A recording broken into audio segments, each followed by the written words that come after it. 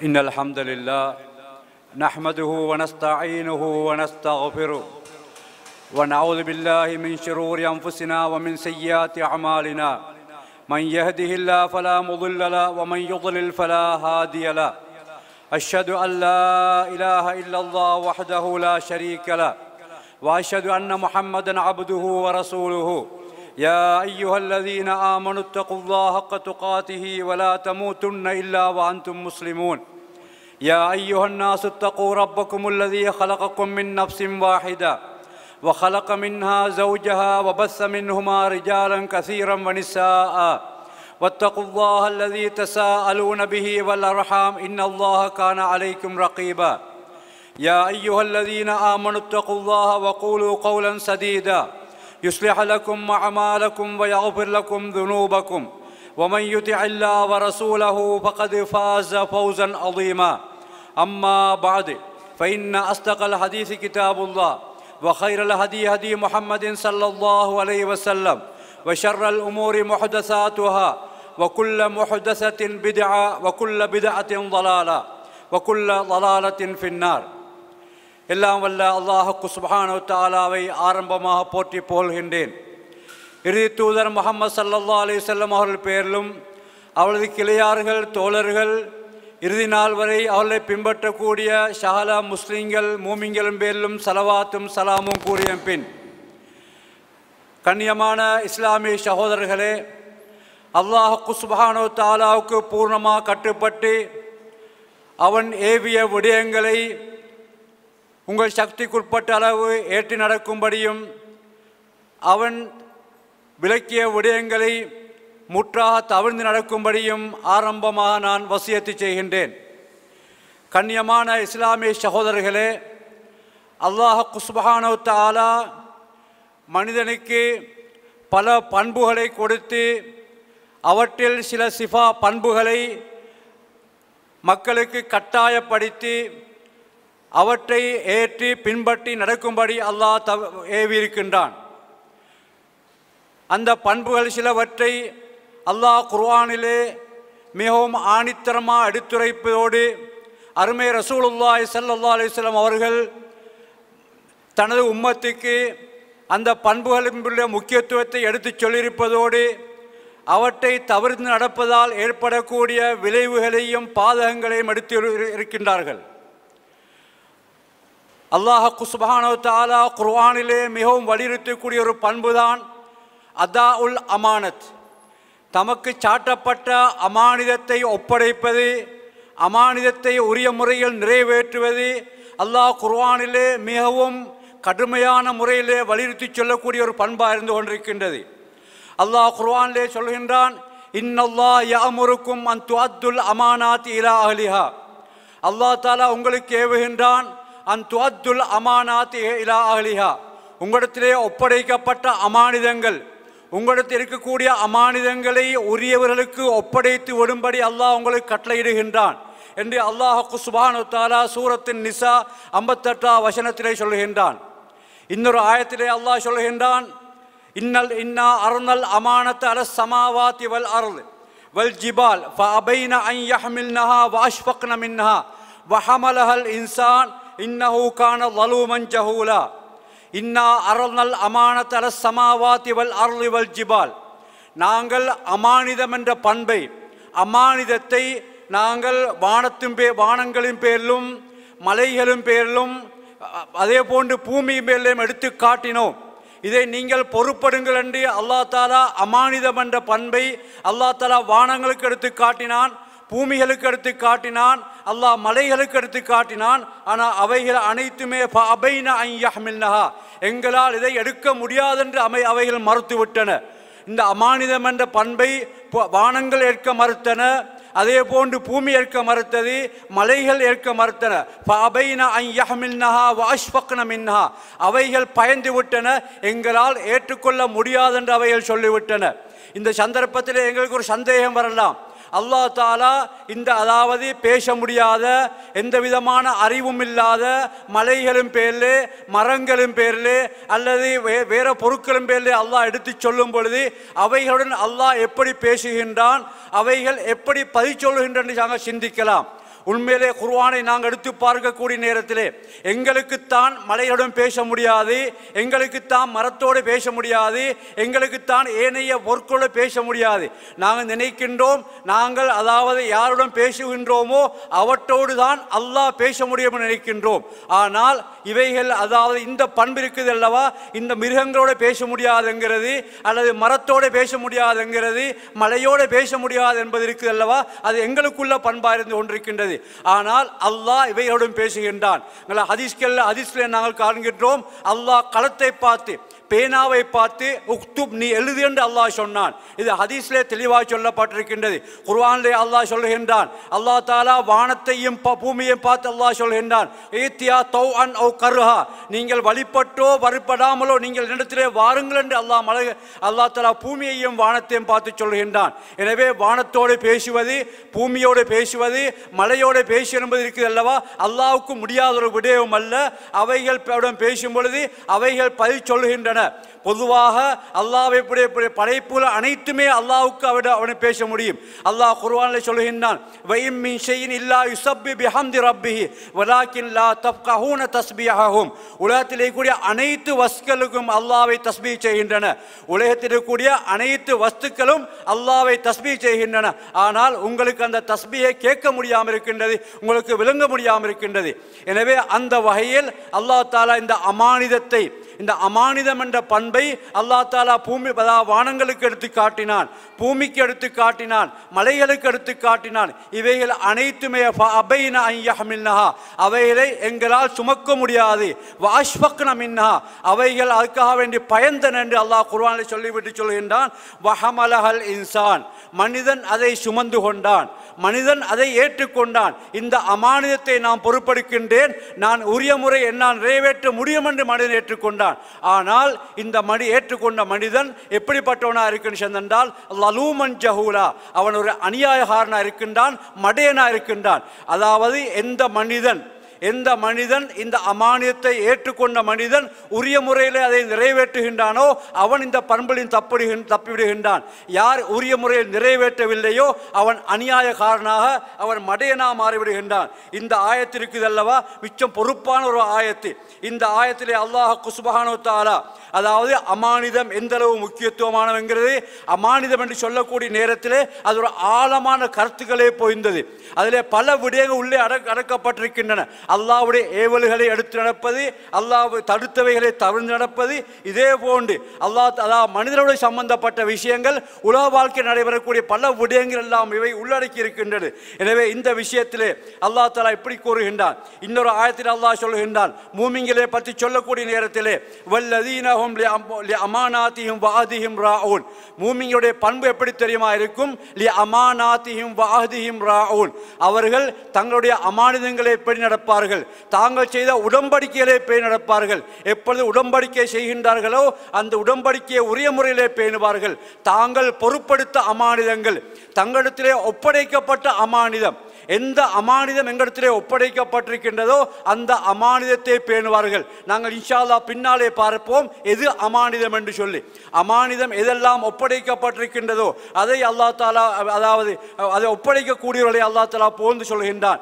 இன்னொரு அதாவது மூசா அலைஹிஸ்ஸலாம் அவர்கள் மதியனுக்கு போன நேரத்திலே அந்த சாலிஹான ஒரு மனிதனுடைய 2 பெண் பிள்ளைகள் அங்கே இருந்தார்கள். அவர்களுக்கு தண்ணி பெற்றுக்கொள்வதற்கு உதவி செய்தார்கள். அந்த பெண் பிள்ளைகள் போய் தன்னுடைய தகப்பனத்தில் என்ன சொன்னார்கள், யா அபதிஸ்தஅஜிருஹு, எங்கள் தகப்பனே அந்த மனிதனை எங்களுடைய வீட்டிலே வேலை செய்வதற்காக வேண்டி நீங்கள் கூலிக்கு எடுங்கள். இன்ன ஹைர மனிஸ்தஅஜர்தல் கவியுல் அமீன், நீங்கள் கூலிக்கு எடுத்தவர்களே ரொம்ப சிறந்தவர் யார் என்றால் அல் கவியு, சக்தி உள்ளவன், அல் அமீன், நம்பிக்கை நடந்து கொள்ளக்கூடியவன் என்று அந்த 2 பெண் பிள்ளைகளும் அவர்களை ஒரு பெண் பிள்ளை தன்னுடைய தகப்பனத்தை சொன்ன செய்தியை அல்லாஹ் தஆலா சொல்லி காட்டுகின்றான். இப்படி பல குர்ஆன் வசனங்களை நாங்கள் எடுத்து பார்க்கலாம். அந்த இடங்களிலே அல்லாஹ் தஆலா அமீன், நம்பிக்கைக்குரியவர்கள், தனக்கு சாட்டப்பட்ட பொறுப்பை, தனக்கு சாட்டப்பட்ட கடமையை உரிய முறையிலே செய்யக்கூடியவர் என்று அல்லாஹ் தஆலா சொல்லி காட்டுகின்றான். அபூ சுஃபியான் ஹிரக்களிடத்திலே போன நேரத்திலே ஹிரக்கல் சில கேள்விகளை அபூ சுஃபியானிடத்திலே கேட்டான். அபூ சுஃபியான் இஸ்லாத்துக்கு வருவதற்கு முன்பதாக அபூ சுஃபியான் ஹிரக்களிடத்திலே போய் ரசூலுல்லாஹை பற்றி பிழையான கருத்துக்களை சொல்வதற்காக முனைந்தான். அந்த நேரத்திலே அபூ சுஃபியானிடத்திலே ஹிரக்கல் சில கேள்விகளை கேட்டார். அந்த நேரத்தை ஒன்று கேட்டார், சஅல்துக மாதா யஅமுருக்கும், நான் உன்னிடத்திலே கேட்டேன் அந்த நபி என்ன விஷயத்தை ஏவுகின்றான் என்று கேட்டேன். அப்பொழுது நீங்கள் சொன்னீர்கள் ஃபஸஅம்த அன்னஹு யஅமுரு பிஸ்ஸலாத்தி வஸ்ஸித்கி வல் அஃபாஃபி வல் வஃபாஇ பில் அஹதி வ அதாஇல் அமானா. அந்த நபி தொழுகை கொண்டு ஏவுகின்றார், அந்த நபி உண்மை பேசும்படி ஏவுகின்றார், அந்த நபி பத்தினித்தனமாக வாழும்படி ஏவுகின்றார், உடன்படிக்கையை நிறைவேற்றும்படி ஏவுகின்றார், அமானிதத்தை ஒப்படைக்கும்படி ஏவுகின்றார் என்று நீங்கள் சொன்னீர்கள் அல்லவா? இது நபிமாவுடைய பண்பு சொல்லி சொன்னார் ஹிரக்கல். எனவே நபிமாவுடைய பண்பா இருக்கின்றது, அமானிதத்தை ஒப்படைக்கும்படி ஏவுகின்றது. நாங்கள் எப்பொழுதும் கேட்கக்கூடிய ஹதீஸ், நாங்கள் எல்லோரும் பாடமாக்கி இருக்கக்கூடிய ஹதீஸ், ஆயத்துல் மூமின் முனாஃபிக் ஸலாஸத்துன், மூமினுடைய முனாஃபிக்குடைய அடையாளம், முனாஃபிக்குடைய அடையாளம் 3, அதிலே ஒன்றுதான் வைதா துமின கான, அவனிடத்தே நம்பிக்கை வைக்கப்பட்டால் அவனை யாராவது நம்பினென்றால் அவன் அதுக்கு சதிமோஷம் செய்வான், துரோகம் செய்வான் என்று ரசூலுல்லாஹி ஸல்லல்லாஹு அலைஹி வஸல்லம் சொல்லி காட்டினார்கள். இன்னொரு ஹதீஸில் இப்னு அப்பாஸ் ரலியல்லாஹு அன்ஹு சொல்கின்றார்கள், அதாவது ரசூலுல்லாஹி ஸல்லல்லாஹு அலைஹி வஸல்லம் அவர்கள் சஹாபாக்கள் மத்தியிலே பேசிக் கொண்டிருந்தார்கள். சில விஷயங்களை சொல்லிக் கொண்டிருந்த நேரத்திலே ஜா ஆராபியுன், ஒரு ஆராபி வந்தார். ஃபகால மத்தஸ்ஸா, அல்லாஹ்வுடைய தூதரே எப்பொழுது கியாமத் நாள்னு கேட்டார்கள். அந்த சஹாபி வந்து ரசூலுல்லாஹ்விடத்திலே மத்தஸ்ஸா, கியாமத் நாள் எப்போதுன்னு கேட்டார்கள்.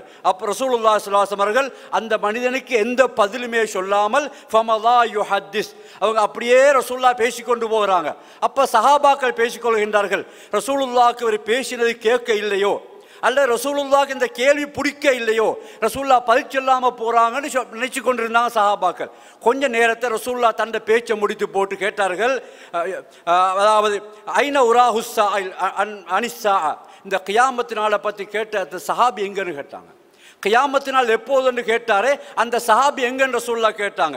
அப்போ அந்த சஹாபி சொன்னார்கள், ஹா அன யா ரசூலல்லாஹ், அல்லாஹ்வுடைய தூதரே இதோ நான் இருக்கின்றேன் சொன்னார்கள். அப்போ சொன்னார்கள், ஃபைதா லுய்யஅத்தில் அமானத்து ஃபன்தலிரிஸ் ஸாஅ, ஃபைதா லுய்யஅத்தில் அமானத்து ஃபன்தலிரிஸ் ஸாஅ, அமானிதம் பாழாக்கப்பட்டால், ஒப்படைக்கப்பட்ட அமானிதம் உரிய முறையில் நிறைவேற்றப்படாமல் அது பாழாக்கப்பட்டால் ஃபன்தலிரிஸ் ஸாஅ, நீ கியாமத்தினாலே எதிர்பார்ன்னு சொன்னார்கள். அப்பொழுது அந்த சஹாபி கேட்டார், கைஃப இலாத்துஹா யா ரசூலல்லாஹ், அல்லாஹ்வுடைய தூதரே அமானிதத்தை பாழாக்குவது என்பது என்னன்னு கேட்டார்கள். அப்பொழுது சொன்னார்கள், இதா உஸ்ஸிதல் அம்ரு இலா கைரி அஹ்லிஹி ஃபன்தலிரிஸ் ஸாஅ, ஒரு பதவி தகுதி இல்லாமல் கொடுக்கப்படும் என்றால், அந்த ஒரு பொறுப்பை யாரால் செய்ய முடியுமோ அவனுக்கு அந்த பொறுப்பை கொடுக்கப்படாமல் தகுதி இல்லாதவனுக்கு ஒரு பொறுப்பு ஒப்படைக்கப்பட்டால் நீ கியாமத்தினாலே எதிர்பாரும் என்று ரசூலுல்லாஹி ஸல்லல்லாஹு அலைஹி வஸல்லம் சொல்லி காட்டினார்கள். இன்னொரு ஹதீஸ், அதாவது அமானிதம் எந்த அளவுக்கு மக்கள் மத்தியிலே இல்லாமல் போய்விடுகின்றது, அமானிதம் நிறைவேற்றக்கூடிய பண்பு இல்லாமல் போவதனால் ஏற்படக்கூடிய விளைவை பற்றி ஒரு ஹதீஸ் உதைஃபா ரலியல்லாஹு அன்ஹு சொல்கின்றார்கள். உதைஃபா ரலியல்லாஹு அன்ஹு அவர்கள் சாஹிபு சிர்ரி ரசூலுல்லாஹி ஸல்லல்லாஹு அலைஹி வஸல்லம் அவர்கள், ரசூலுல்லாஹ்வுடைய அதாவது ராசியங்களை அறிந்த ஒரு தகவல் சொல்லப்படுகின்றது. எந்த அளவுக்கு என்றால் யார் யாரெல்லாம் முனாஃபிக் என்று கூட உதைஃபா ரலியல்லாஹு அன்ஹு அவர்களுக்கு ரசூலுல்லாஹ் சொல்லிக் கொடுத்திருந்தார்கள். ஹலீஃபா உமர் ரலியல்லாஹு அன்ஹு அவர்கள் உலகத்திலே இருந்த 3வது மனிதர், ரசூலுல்லாஹ்வுக்கு பின்னால் அபூபக்கர் ரலியல்லாஹு அன்ஹு அவர்கள், அவருக்கு அடுத்த உமர் ரலியல்லாஹு அன்ஹு அவர்கள். அந்த உமர் ரலியல்லாஹு அன்ஹு அவர்கள் கூட உதைஃபா விட்டு போய் கேட்பார்கள், அதாவது ரசூலுல்லாஹ்வுடைய சாஹிபு சிர் ராசியங்களை அறிந்தவர்களே, என்ன பற்றியும் ரசூலுல்லாஹ் ஏதாவது முனாஃபிக் தனமிக்குன்னு சொன்னான்னு கேட்பார்கள். அந்த அளவுக்கு அவர்கள் முக்கியத்துவம் கொடுக்கப்பட்டிருந்தார்கள். அவர்கள் ஹதீஸை சொல்கின்றார்கள், ரசூலுல்லாஹி ஸல்லல்லாஹு அலைஹி வஸல்லம் அவர்கள் ஹத்தஸனா ஹதீஸைன், நான் 2 ஹதீஸை ரசூலுல்லாஹ்களுக்கு சொன்னார்கள். ரஅய்து அஹதஹுமா, அந்த 2 விஷயத்தில் ஒன்றை நான் கண்டுவிட்டேன். வ அன்த் வான அன்ததுருல் ஆகிர, மற்றதை நான் எதிர்பார்த்து கொண்டிருக்கின்றேன். உதைஃபா ரலியல்லாஹு சொல்கின்றார்கள், ரசூலுல்லாஹ் 2 விஷயத்தை சொன்னார்கள், 2ல் ஒன்றை நான் கண்டுவிட்டேன், இப்பொழுது 2வதை நான் எதிர்பார்த்து கொண்டிருக்கின்றேன் என்று சொல்லி போட்டு சொன்னார்கள். ஹத்தஸனா அன்னல் அமானத நஸலத் ஃபீ ஜத்ரி குலூபிர் ரிஜால், சில மக்களுடைய உள்ளத்திலே அமானிதம் இறங்கிவிட்டது, அதாவது அமானிதம் என்ற பண்பு உள்ளத்திலே வந்தது. என்ன செய்தார்கள்? சும்ம அலிமு மினல் குர்ஆன் சும்ம அலிமு மினஸ் சுன்னா, அந்த மனிதர்கள் அமானிதம் உள்ளத்திலே வந்ததின் காரணமாக அவர்கள் குர்ஆனை படித்தார்கள், ஹதீஸை படித்தார்கள். இந்த மனிதருடைய உள்ளத்திலே அமானிதம் வந்தது. அந்த அமானிதத்தை வந்ததுக்கு பின்னால் அந்த அமானிதத்தை படித்ததன் காரணமாக உள்ளத்திலே அமானிதம் வேரூன்றி பதிந்ததன் காரணமாக குர்ஆனை படித்தார்கள், ஹதீஸை படித்தார்கள். வஹத்தஸனா அன் ரஃப்இஹா, அதற்கு பின்னால் ரசூலுல்லாஹ் எங்களுக்கு இந்த அமானிதம் மக்களிடத்திலே இல்லாமல் போய்விடும் என்று சொன்னார்கள். அமானிதம் என்ற பண்பு மக்களிடத்திலே இல்லாமல் போயிடுமே சொல்லிப்படி சொன்னார்கள். அதாவது யனாமுர் ரஜுலுன் நௌமத ஃபதுக்பதுல் அமானத்து மின் கல்பிஹி ஃபயதில்லு அஸருஹா மிஸ்ல அஸரில் வக்த். அதாவது ஒரு மனிதன் தூங்குவான், அவன் தூங்கி எழும்பக்கூடிய நேரத்திலே அவனுடைய உள்ளத்திலே இருந்து அமானிதம் என்ற பண்பு இல்லாமல் போய்விடும். ஒரு சின்ன அடையாளம் மட்டும்தான் இருக்கும். ஒரு சின்ன அடையாளம், வக்குத் என்று சொல்லுவது அல் அசருல் யசீர், சின்ன அடையாளம் மாத்திரம்தான் இருக்கும், எல்லாமே போய்விடும். சும்ம யனாமுன் நௌமா, அதுக்கு பின்னால் தூங்குவான். ஃபதுக்பது ஃபயப்கா ஃபீஹா அஸருஹு மிஸ்ருல் மஜ்ல். அதாவது இந்த வேலை வெட்டி செய்து உடம்பு கையிலே காலிலே கரக்கட்ட வந்தால் எப்படி அந்த உயர்ந்திருக்குமோ அதோ போன்று இருக்கும். இன்னொரு பின்னால் வருகின்றது ஒரு தனல் துண்டு மேலே பட்டு அதனால் ஒரு பொக்கலம் உண்டாகி எப்படி உயர்ந்திருக்குமோ அதே போன்றிருக்கும். ஆனால் உள்ளே ஒன்றுமே இல்லை. அதாவது வெளித்தோட்டத்திலே கொஞ்சம் அமானம் இருப்பது போன்று இருக்கும். அதுக்கு பின்னால் மொத்தமாக அமானிதம் என்ற பண்பு இல்லாமல் போயிடும் என்று ரசூலுல்லாஹி ஸல்லல்லாஹு அலைஹி வஸல்லம் அவர்கள் இந்த அழகான உதாரணத்தில் விளங்கப்படுத்தி காட்டினார்கள். அந்த அளவுக்கு மறுமையினால் வரக்கூடிய நேரத்திலே அமானிதம் இல்லாமல் போயிடும் என்று சொல்லி காட்டினார்கள். அன்புக்குரிய இஸ்லாமிய சகோதரர்களே, இந்த அமானத் என்றால் என்ன என்பதை நாங்கள் விளங்க வேண்டியிருக்கின்றது. அமானத்தை பற்றி கேள்விப்படுகின்றோம். அமானத் இல்லாவிட்டென்றால் முனாபிக்தனம் என்று சொல்கின்றோம். அமானத்தை அதாவது வானங்களும் அதாவது பூமியும் மலைகளும் ஏற்க மறுத்து என்று சொல்கின்றோம். அமானத் என்றா என்ன? அமானத் என்பது அது அதாவது பல விடயங்களை உள்ளடக்கிய ஒரு மிச்சம் அதாவது கருத்துச்சரி உள்ள ஒரு சொல்லா இருந்து கொண்டிருக்கின்றது. அமானத் என்பது அதிலே ஆக முக்கியமானது அல் அமானத்துல் உதுமா. அல் அமானத்துல் உதுமா, பெரிய அமானத் என்பது மார்க்கத்தை முழுமையாக பின்பற்றி நடப்பது. அத்தீனு வத்தமஸ்ஸுகு பிஹி, அதாவது மார்க்கத்தை முழுமையாக ஏற்றி மார்க்கத்தை முழுமையாக பின்பற்றுவதுதான் இதிலே ஆகப்பெரிய அமானிதமாக இருந்து கொண்டிருக்கின்றது. இந்த அமானத்தை தான் அல்லாஹ் தஆலா வானத்துக்கும் பூமியும் கொடுத்தான். இந்த அமானிதத்தை மனிதனுக்கு அல்லாஹ் கொடுத்திருக்கின்றான். இந்த அமானிதத்தை மார்க்கத்திலே எந்த விஷயத்திலேயும் குறைவு செய்யாமல் முழுமையாக மார்க்கத்தை ஏற்றி அதை பின்பற்றி நடப்பது இதுதான் ஆகப்பெரிய அமானிதமாக இருக்கின்றது. அதற்கு பின்னால் அல்லாஹ் தஆலா எங்களுக்கு தந்திருக்கக்கூடிய எல்லா விதமான நியாமத்துக்களும் அமானத்து. அல்லாஹ் எங்களுக்கு பணத்தை தந்தானா அது சந்த அமானத்து. அல்லாஹ் எங்களுக்கு கண் பார்வை தந்திருக்கின்றான், அது அமானத்து. அல்லாஹ் கேள்வியை தந்திருக்கின்றான், அது அமானத்து. அல்லாஹ் கையை தந்திருக்கின்றான், காலை தந்திருக்கின்றான், உள்ளத்திலே பகுத்தறிவை தந்திருக்கின்றான். இவை அனைத்துமே அமானத்தா இருந்து கொண்டிருக்கின்றது. எதையெல்லாம் அல்லாஹ் எங்களுக்கு தந்திருக்கின்றானோ இவை அனைத்தும் அமானத்தா இருந்து கொண்டிருக்கின்றது. நாங்கள் நினைக்கின்றோம் அமானத் என்று சொல்லக்கூடிய நேரத்திலே அதாவது அல்லாஹ் தஆலா தந்திருக்கக்கூடிய அனைத்து நியமத்துக்களையும் அல்லாஹ் எப்படி பாவிக்க வேண்டும் என்று விரும்புகின்றானோ அப்படி பாவிப்பதுதான் அதாவுல் அமானத். அல்லாஹ் கண்ணை தந்திருக்கின்றான், அந்த கண்ணை அல்லாஹ் எப்படி பாவிக்க வேண்டும் என்று ஏவிருக்கின்றானோ அந்த விதத்திலே பாவிப்பதுதான் அமானத்து. அல்லாஹ் காதை தந்திருக்கின்றான், அந்த காதை அல்லாஹ் எப்படி பாவிக்க வேண்டும் என்று ஏவிருக்கின்றானோ அப்படி பாவித்தான் அதாவுல் அமானத்து. அல்லாஹ் கையை தந்திருக்கின்றான், காலை தந்திருக்கின்றான், பகுத்தறிவை தந்திருக்கின்றான். இவற்றை அல்லாஹ் எப்படி பாவிக்க வேண்டும் என்று ஏவிருக்கின்றானோ, எப்படி பாவிக்க வேண்டும் என்று அல்லாஹ் விரும்புகின்றானோ அந்த விதமாக பாவிப்பதுதான் அமானத்து. அதுக்கு மேலாக அல் இர்து அமானத்துன், எங்களுடைய மானம் மரியாதை அமானத்து. அல்லாஹ் எங்களுக்கு மானத்தை தந்திருக்கின்றான், இந்த மானத்தை பாதுகாப்பது அமானத்து. பாவங்களை கொண்டு எமது மானத்தை எமக்கு அதாவது சீர்குலைப்பதற்கு அல்லாஹ் அனுமதிக்கவில்லை. அல்லாஹ் தஆலா எமது உடம்பு உறுப்புகளை பாதுகாப்பது போன்று எமது உள்ளத்தை எமது மரியாதையை எமது கௌரவத்தையும் பாதுகாப்பதை அல்லாஹ் எமக்கு கட்டளைப்படுத்தியிருக்கின்றான். அல்லாஹ் எங்களுக்கு தந்திருக்கக்கூடிய பிள்ளை இருக்குது அல்லவா, இது ஒரு அமானத்து. அல்லாஹ் எங்களுக்கு தந்திருக்கக்கூடிய மனைவி எங்களுடைய அமானத்து. இவைகளை பாதுகாப்பது, இவைகளுக்கு மார்க்கத்தை படித்துக் கொடுப்பது, இவர்களை சீர்திருத்துவது, இவர்களுக்கு நன்மை தீமை சொல்லிக் கொடுப்பதெல்லாம் அதாஉல் அமானத்து, அமானத்தை நிறைவேற்றுவதாக இருந்து கொண்டிருக்கின்றது. அதுக்கு அடுத்ததாக அல்லாஹ் தஆலா எங்களுக்கு தந்திருக்கக்கூடிய தொழில் இருக்குது அல்லவா, எங்களுக்கு அல்லாஹ் தந்த தொழில் இருக்குது அல்லவா, இந்த தொழில் அமானிதமாக இருந்து கொண்டிருக்கின்றது. ஒவ்வொருத்தருடைய தரத்துக்கேற்ற வகையிலே அந்த அமானத்தை அவர்கள் நிறைவேற்றியாக வேண்டியிருக்கின்றார்கள். அதாவது தொழில் என்று சொல்லக்கூடிய நேரத்தில் ஒவ்வொரு மனிதன் ஒவ்வொரு விதமான தொழில் ஈடுபடுகின்றான். அந்த தொழிலை அவர் உரிய முறையிலே நிறைவேற்றுவது அமானிதமாக இருக்கின்றது. ஒரு ஆசிரியர் அந்த ஆசிரியருடைய பொறுப்பை ஒழுங்காக செய்ய வேண்டியிருக்கின்றார். ஒரு காரியாலயத்திலே வேலை பார்க்கும் உத்தியோகத்தர் அந்த தனது பொறுப்பை ஒழுங்காக செய்ய கடமைப்பட்டிருக்கின்றார். ஒரு பள்ளி வாசலின் நிர்வாகி அந்த பொறுப்பை செய்வதற்கு கடமைப்பட்டிருக்கின்றார். ஒரு பாடசாலையின் தலைவர் அந்த பாடசாலை நிர்வாகத்தை சரியாக நிறைவேற்ற கடமைப்பட்டிருக்கின்றார். இவ்வாறு ஒவ்வொன்றா நாம் எடுத்து பார்க்கும் நேரத்திலே அந்த விஷயத்தை உரிய முறையை நிறைவேற்ற கடமையாக இருக்கின்றது. நாம் எடுத்துக்கொள்வோம், ஒரு அரசாங்க அதிகாரி எடுத்துக்கொள்வோம், அல்லது அரசாங்க உத்தியோகத்தில் எடுத்துக்கொள்வோம். அவரை பொறுத்தவரையிலே அவருக்கு எத்தனை மணி நேரம் வேலை செய்ய வேண்டும் என்பது அவருக்கு நியமித்து கொடுக்கப்பட்டிருந்தால் அந்த நேரத்திலே வேலை செய்வது அது கடமை. அதுக்கு மாற்றம் செய்வது அது நம்பிக்கை துரோகம். அவர் காலையிலே 8 மணி முதல் மாலை 3 மணி வரை வேலை செய்ய வேண்டும் என்று இருந்தால் அந்த நேரத்திலே வேலை செய்வது அவருடைய கடமையாக இருந்து கொண்டிருக்கின்றது. அதுக்கு மாற்றம் செய்வது அது நம்பிக்கைக்கு துரோகம். அதாவது ஹியானத்து, சதி என்று நாங்கள் சொல்லுகின்றோம். அதே போன்று அந்த குறித்த நேரத்திலே அவருக்கு அதாவது செய்ய வேண்டும் என்று ஏவப்பட்ட வேலையைத்தான் செய்ய வேண்டும். அவர் காரியாலயத்திலே தனது காரியாலய வேலையை செய்ய வேண்டும். தனது வீட்டு வேலையை காரியாலயத்திலே செய்ய முடியாது. தனது மகனுடைய வேலையை காரியாலயத்திலே செய்ய முடியாது. தனது தகப்பனுடைய வேலையை காரியாலயத்திலே செய்ய முடியாது. தனது சொந்த வேலைகளை காரியாலயத்திலே செய்ய முடியாது. அவருக்கு காரியாலயம் கொடுக்கப்பட்டிருக்கின்றது. அந்த காரியாலயத்திலே 8 மணி முதல் 3 மணி வரை வேலை செய்யணும் என்றால் அந்த நேரத்திலே அந்த வேலையை செய்வது அதாஉல் அமானத்து, அமானிதத்தை நிறைவேற்றுவது.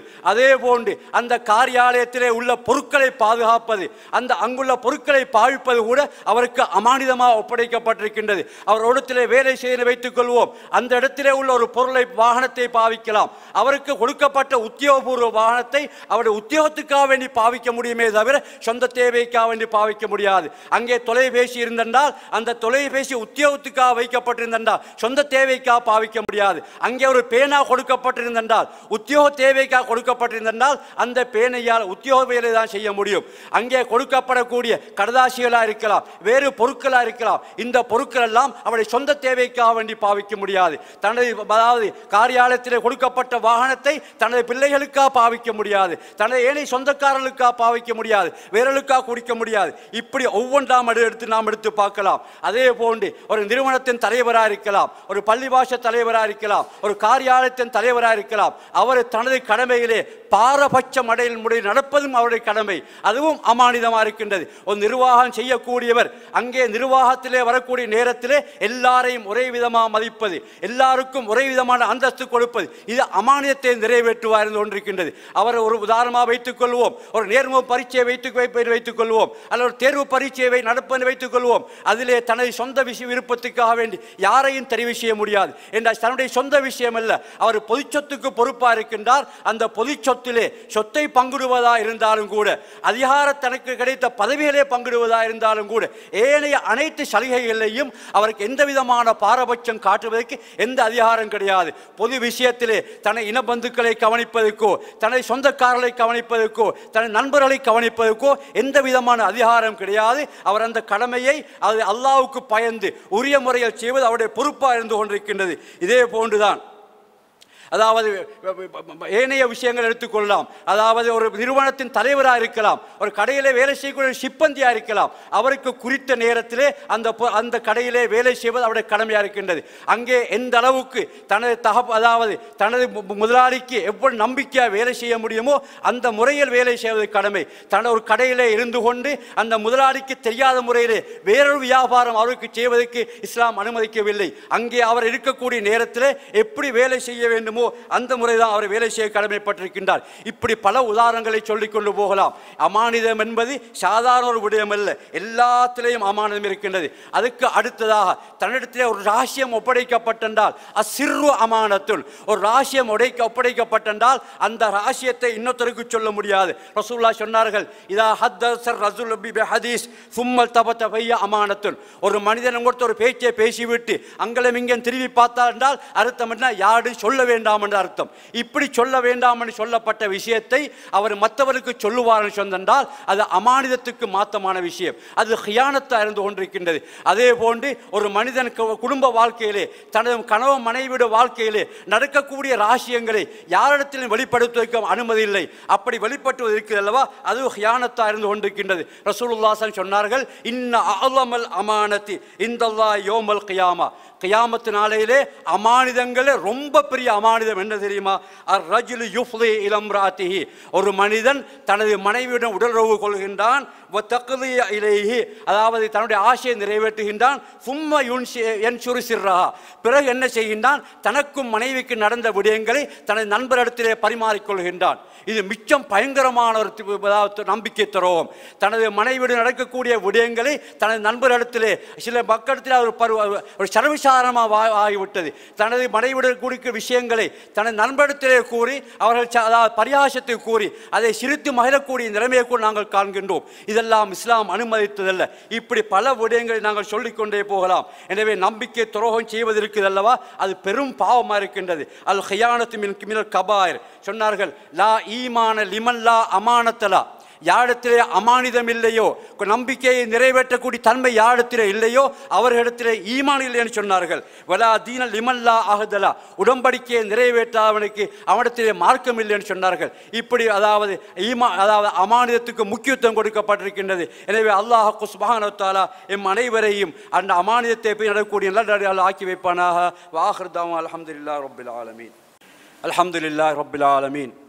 வஸ்ஸலாத்து வஸ்ஸலாமு அலா அஷ்ரஃபில் முர்சலீன் சய்யிதினா முஹம்மதின் வ அலா ஆலிஹி வ ஸஹ்பிஹி வ மன் தபிஅஹும் பி இஹ்சான். அம்மா பஅத்.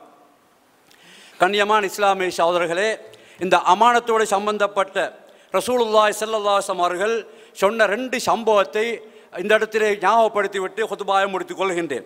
ரசூலுல்லாஹி ஸல்லல்லாஹு அலைஹி வஸல்லம் அவர்கள் சஹாபாக்களை பார்த்து 2 சம்பவத்தை சொன்னார்கள். ஒரு சம்பவம் சொன்னார்கள். இஸ்தரா ரஜுலும் மின் ரஜுலின் ஆஹர அகாரன் லஹு, ஒரு மனிதன் இன்னொரு மனிதனிடத்திலிருந்து ஒரு காணியை வாங்கினார். ஒரு மனிதர் இன்னொரு மனிதர் காணியை வாங்கினார். காணியை வாங்கின மனிதர் அந்த காணியிலே குழியை தோண்டி கொண்டு போகும் நேரத்திலே அங்கே ஒரு குடத்தை கண்டுகொள்கின்றார். அந்த குடத்திலே தங்கம் இருந்தது. அந்த குடத்திலே தங்கம் இருந்தது.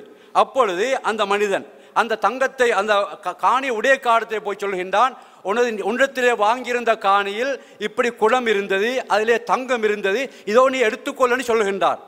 ஆனால் அந்த மனிதன் சொல்கின்றான், அதாவது இன்னமா பிஅத்துக்குல் அர்ல வமா ஃபீஹா, நான் உனக்கு பூமியையும் பூமியிலே எல்லாத்தையும் சேர்த்து தான் விற்றேன், எனவே எனக்கு அது வேண்டாம், அது உனக்குரிய. 2 பேருக்கும் இல்லை பிரச்சனையை வந்து விட்டது. என்ன பிரச்சனை சென்றால், காணியை எடுத்தவன் சொல்கின்றான், நான் வாங்கிய காணியிலே இந்த தங்கக்குடம் இருந்தது, நீ வைத்துக்கொள். அல்லது மறுபக்கமாக காணியை வித்தவன் சொல்கின்றான், நான் காணியையும் காணியிലേക്ക് அனைத்தையும் வித்து விட்டேன், எனவே அது உனக்குத்தான் உரித்தன்னு சொல்கின்றான். பாருங்கள் எந்த அளவுக்கு அமானிதம் போய்விட்டுன்னு சொல்லி ரசூலுல்லாஹ் இந்த சம்பவத்தை சொல்லுகின்றார்கள். எந்த அளவுக்கு அமானிதம் இருக்கென்று பார்த்துக் கொள்ளுங்கள். நாங்கள் எந்த அளவுக்கு எங்களுக்கு கிடைத்தால் கூட யாரிடமே சொல்லாமல் அப்படியே மறைத்து விடுவோம், அல்லது நாங்கள் உரிமை பேசுவோம். 2 பேருமே பார்க்கின்றார்கள், தனக்கில்லாததை தான் எடுக்கக்கூடாது தான் சிந்திக்கின்றார்கள். அப்போ ரசூலுல்லாஹ் சொன்னார்கள், ஃபத்தஹாகமா இலா ரஜுலின், இந்த 2 பேரும் ஒரு மனிதனிடத்திலே போனார்கள் வழக்குக்கு தீர்ப்பெடுக்க. என்ன தீர்ப்பெடுக்க போன சென்றால், எனக்கு தேவை உனக்கு யாருக்கு தேவைன்னு சண்டை பிடிக்கவில்லை, யாரிடத்திலே ஒப்படைப்பு என்று பிரச்சனை வந்து எதுக்காக வேண்டி போகின்றார்கள். அப்போ அந்த மனிதன் என்ன செய்கின்றார், அலகுமா வலதுல், உங்களுக்கு பிள்ளைக்கான கேட்டார்கள். சொன்னார், எனக்கு ஒரு ஆண் பிள்ளைக்கு. மற்றவர் சொன்னார், அவனுக்கு ஒரு பெண் பிள்ளைக்கு. சரி, அப்படியார் சென்றால் சொன்னார்கள், அன்கிஹுல் குலாம பில் ஜாரியா, அந்த பொடியனை அந்த பெண்ணுக்கு கல்யாணம் முடித்துக் கொள்ளுங்கள், அவர்களுக்கு இந்த சொத்தை செலவழித்து போடும், 2 பேருக்கும் சமமாக போய்விட்டு சொன்னார். பாருங்கள், ரசூலுல்லாஹ் இந்த சம்பவத்தை சொல்லி காட்டினார். ஏன் சொல்லி காட்டினார் என்றால், அமானிதம் அந்த அளவுக்கு முக்கியத்துவமானது. இந்த ஹதீஸ் புகாரி இடம்பெற்றிருக்கின்றது. ரசூலுல்லாஹி ஸல்லல்லாஹு அலைஹி வஸல்லம் அவர்கள் இன்னொரு சம்பவத்தை சொல்கின்றார்கள். இது சஹீஹான ஹதீஸ். அதாவது பனு இஸ்ராயேல் ஒரு மனிதன், பனு இஸ்ராயேலுக்கல்ல பழைய காலத்து ஒரு மனிதன் இன்னொரு மனிதத்திலே போய் கடன் கேட்கின்றார். சால ரஜுலன் அன் பனி இஸ்ராயேல் அன் யுஸ்லிபஹு அல்ஃப தீனார், 1000 தீனார் அவற்றை போய் கடன் கேட்கின்றார். அவர் சொன்னார், ஷாக்கியை கொண்டு வான்னு சொன்னார். அவர் சொன்னார், கஃபா பில்லாஹி ஷஹீதா, அல்லாஹ் ஷாக்கி, அது போதும்னு சொன்னார். அப்போ கேட்டார், ஒரு கஃபீல், ஒரு ஆள் புனைக்கு ஒரு ஆளை கொண்டு வாங்கன்னு கேட்டார். அவர் சொன்னார், கஃபா பில்லாஹி வக்கீலா, அல்லாஹ் புனரிக்கிறான், அது போதும்னு சொன்னார். இப்பொழுது அந்த மனிதன் ஈமான் உள்ள மனிதன் அல்லாவை சாக்கியாகவும் அல்லாவை பொனையாளியாக வச்சதுடனே சரி இந்த எடுத்துக்கொண்டு போல் கொடுத்து விட்டார். இப்பொழுது அந்த மனிதன் பணத்தை கொடுத்து எடுத்துக்கொண்டு போய்விட்டார். அதுக்கு பின்னால் அதாவது நேரம் முடிந்து விட்டது, காலம் முடிந்து விட்டது. அந்த மனிதன் அதாவது தனது பணத்தை ஒப்படைப்பதற்காக வேண்டி அதாவது இந்த பணத்தை கடல் கடந்து தான் போய் ஒப்படைக்க வேண்டியிருக்கின்றது, அல்லது ஏதோ ஒரு வள்ளத்தில் போய் தான் ஒப்படைக்க வேண்டியிருக்கின்றது. அவருக்கு போவதற்கான வாகனம் ஒன்றை தேடினார். அவருக்கு வாகனம் கிடைக்கவில்லை, கப்பல் கிடைக்கவில்லை. என்ன செய்கின்றார்? ஒன்றுமே செய்ய முடியல. அதாவது ஒரு மரக்குத்தியை எடுத்து அந்த மரக்குத்தியை தோண்டி அந்த மரக்குத்திக்குள்ளே அதாவது அந்த 1000 தீனாரையும் வைத்து அதில் ஒரு கடிதத்தையும் வைத்து அதாவது அந்த மரக்குத்திக்குள்ளே மரக்குத்தியை தோண்டி 1000 தீனாரையும் அதிலே வைத்து அதில் ஒரு கடிதத்தையும் வைத்து விட்டு அவர் அந்த இடத்தை அடைத்து விட்டு என்ன செய்தார்? கடலில் அதை போட்டு விட்டு சொல்கின்றார், அல்லாஹும்ம இன்னக தஅலமு அன்னி குந்து தஸல்லஃப்து புலான அல்ஃப தீனார். யா அல்லாஹ், உனக்கு தெரியும் இந்நாட்டை நான் 1000 தீனார் எடுத்தேன், உன்னைத்தான் நான் சாக்கியா வைத்தேன், உன்னைத்தான் புனையாளியாக வைத்தேன், எனவே நீ இதை கொண்டு போய் அவனுக்கு சேர்த்து விடுமென்று சொல்லிவிட்டார். இப்பொழுது அந்த மனிதன் அப்படி சொல்லிவிட்டு கடல்லே போட்டு விட்டார். இப்பொழுது கடன் கொடுத்த மனிதன் அவர் அதாவது கடல்லே வந்து இந்த மனிதத்தில் கடனை பெற்றுக்கொள்வதற்காக வேண்டி கடல் பக்கம் வருகின்றார். வாகனம் ஒன்றை அவர் கப்பலில் தேடுகின்றார், கிடைக்கவில்லை. அந்த நேரத்திலே ஒரு மரக்குத்தி தனது முன்னாலே வந்து நிற்கின்றது. அந்த மரக்குத்தியை எடுக்கின்றார். அந்த மரக்குத்தியை எடுத்து தனது வீட்டிலே விறகுக்காக வேண்டி போய் மரக்குத்தியை கொத்துகின்றார். கொத்தின நேரத்திலே இந்த 1000 தீனாரையும் இந்த கடிதத்தையும் அந்த மனிதன் பெற்றுக்கொள்கின்றார். இப்பொழுது அந்த மனிதனுக்கு ஆச்சரியமாகிவிட்டது, அல்லாஹ் தஆலா எப்படி சேர்த்து வைத்தான்னு சொல்லி. இதற்கு பின்னால் இந்த மனிதன் அதாவது இந்த பணத்தை போட்டு மனிதன் சில காலத்துக்கு பின்னால் அவனுக்கு இந்த மனிதனை சந்திக்கக்கூடிய சந்தர்ப்பம் கிடைத்து அவன் கப்பலிலே தேறி இந்த மனிதனை தேடி வேறு 1000 தீனார் எடுத்துக்கொண்டு வருகின்றார். உங்களுக்கு 1000 தீனார் தர வேண்டும்னு சொல்லி அப்பொழுது சொல்கின்றார், நீ தந்த 1000 தீனார் எனக்கு வந்து சேர்ந்து விட்டேன்னு சொன்னார்கள். பாருங்க எந்த அளவுக்கு அமானிதம் இருந்திருக்கின்றது. அந்த மனிதன் அனுப்பிவிட்டு கூட மனதிலே தைரியம் இருக்கின்றது, அவருக்கு ஒரு பயம் வந்து விட்டது, ஒப்படைக்க வேண்டும் என்று சொல்லி. இன்று எங்களுடைய நிலைமை எப்படி இருக்குன்னு சிந்தித்து பாருங்கள். நாம் எடுத்த கடன்கள் இன்று சிந்தித்து பார்க்கலாம். நாங்கள் எந்த அளவுக்கு அதாவது பொதுப்போக்கு அறிக்கோம்னு சொன்னால் எல்லாத்திலையும் நாம் நன்மையாக இருக்கலாம். நாம் பல வக்து அதாவது ஜமாத்தை விடாமல் நாம் தொழலாம். நாங்கள் அதாவது பல ஹஜ்ஜு செய்யலாம், பல உம்ராக்களை செய்யலாம், ஆயிரக்கணக்கான அதாவது ரூபாக்களை சதகா கொடுக்கின்றோம். ஆனால் எங்களிடத்திலே அமானிதம் இல்லை, எங்களிடத்திலே அமானிதம் இல்லை. அமானிதம் இல்லை என்று சொன்னால் தீன் இல்லை. நாங்கள் எடுத்த கடன்களை கொடுப்பதற்காக வேண்டி எவ்வளவு காலம் நாங்கள் எடுத்தெடுக்கின்றோம். எடுத்த கடனை கொடுப்பதற்கு எமக்கு தைரியம் இல்லை. இன்னத்துடைய பொருளை நாம் எடுக்கின்றோம், அவருக்கு கொடுக்க தைரியம் இல்லை. இன்னொருத்தருடைய வீட்டை நாம் எடுக்கின்றோம், கூலிக்கு எடுக்கின்றோம். எடுத்ததுக்கு பின்னால் காலம் தாழ்த்தி கொடுக்காமலே காலத்தை கழித்து கொண்டு போகின்றோம். ஏதோ ஒரு காரணம் சொல்லி எனக்கு கோர்ட்ஸுக்கு போகலாம், எனக்கு வழக்கு போடலாம், எனக்கு வழக்கு வச்சு எடுக்கலாம். ஒரு மனிதன் ஒரு வீட்டை ஒரு மனிதனுக்கு கூலி கொடுத்து விட்டால், ஒரு வருஷத்தை கூலி கொடுத்து விட்டால் அந்த வருடம் முடிந்தவுடனே அவனுக்கு அந்த வீட்டிலே தங்கியிருப்பது ஹராமாகி விடுகின்றது. அவனுக்கு அவனுடைய விருப்பம் இல்லாமல் தங்கியிருக்க முடியாது. அவன் அடுத்த நிமிஷம் வெளியேற வேண்டும். ஒரு மனிதன் வீட்டிலே இருந்த பின்னால் அவன் வீட்டிலே அடுத்த வீட்டில் இருந்து கொண்டு எப்படி அவனுக்கு வாழ முடியும்?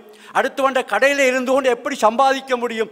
இது இன்று நாங்கள் சிந்திப்பதில்லை. நாங்கள் நினைக்கின்றோம் இப்படி மற்றவண்ட சொத்தை மற்றவண்ட பொருட்களை நாம் எம்மிடத்தில் வைத்துக்கொண்டு எமது தொழுகை, எமது ஜக்காத்து, எமது ஹஜ்ஜு, எமது உம்ராக்கள் எங்களை காப்பாற்றும் நினைக்கின்றோம். ஆனால் ஒரு நாளும் அவை காப்பாற்ற மாட்டாது. எனவே அன்புள்ள இஸ்லாமிய சகோதரர்களே, நாம் இந்த அமானித விஷயத்தில் மிச்சம் ஜாக்கிரதையாக இருக்க வேண்டும். அல்லாஹ் எங்களுக்கு பெரிய ஒரு பொறுப்பை தந்திருக்கின்றான். இந்த பொறுப்பிலே நாங்கள் அல்லாஹ் குர்ஆனிலே சொன்னது போன்று நாங்கள் லலூம் அநியாயக்காரர்களாகவோ அல்லது மடர்களாக ஆகக்கூடாது. நாங்கள் அமானியத்தை ஒரே முறை நிறைவேற்றி அல்லாஹ்வுடைய திருப்பொருத்தை பெற்றுக்கொள்வோமாக. அகூலு கௌலி ஹாதா வஸ்தக்ஃபிருல்லாஹி வலக்கும் வஸ்தக்ஃபிரு இன்னஹு வல் கஃபூருர் ரஹீம்.